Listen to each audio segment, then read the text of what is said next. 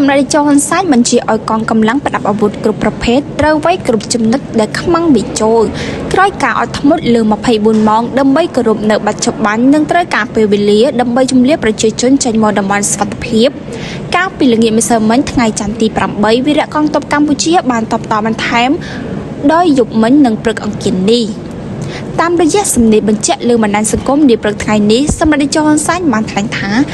តាមនាយករដ្ឋមន្ត្រីថៃអនុទិនបានប្រកាសថានឹងប្រើកម្លាំងវាយយក11ចំណុចដែលយើងមិនដឹងច្បាស់ថា11ចំណុចនេះនៅកន្លែងណាខ្លះដើម្បីងាយស្រួលកុំឲ្យលំបាករកកន្លែងកងកម្លាំងប្រដាប់អាវុធគ្រប់ប្រភេទរបស់យើងត្រូវវាយគ្រប់ចំណុចដែលខ្មាំងវិចូលសម្ដេចជប់មានប្រសាសន៍ថាយើងការពារទឹកដីយើងមានលេនដ្ឋានរឹងមាំជាមួយនឹងអាវុធគ្រប់ប្រភេទឯស្ត្រីឈ្លានពានត្រូវចល័តវាយចូលទីតាំងរបស់ពួកគេមិនអាចទួលេនដ្ឋានមកបានទេហើយក្បាលពួកគេក៏មិនបានប៉ាន់ដែតដែរស្ថានភាពនេះផ្ដៅប្រៀបឲ្យយើងអនុវត្តយុទ្ធវិធីកំទេចកម្លាំងរបស់សត្រូវតាមរយៈការចាប់តាំងទប់ទល់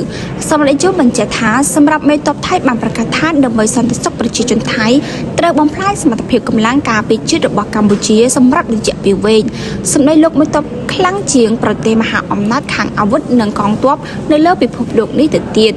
សម្ដេចជប់បានថ្លែងសង្កត់ធ្ងន់ថាយើងពិតជាមិនអង្គុយអបដៃអោយអស់លោកបំផ្លាញតាមចិត្តចង់របស់អស់លោកទេ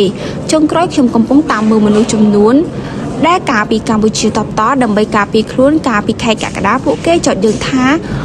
លមោបសង្គ្រាមពេលយើងអត់ធ្មត់គោរពបទច្បាប់និងចង់ដោះស្រាយដោយសន្តិវិធីគេចោទយើងថាខ្លាចថៃមិនហ៊ានវាយឬកាត់ដីឲ្យថៃដើម្បីដូរយកសន្តិភាព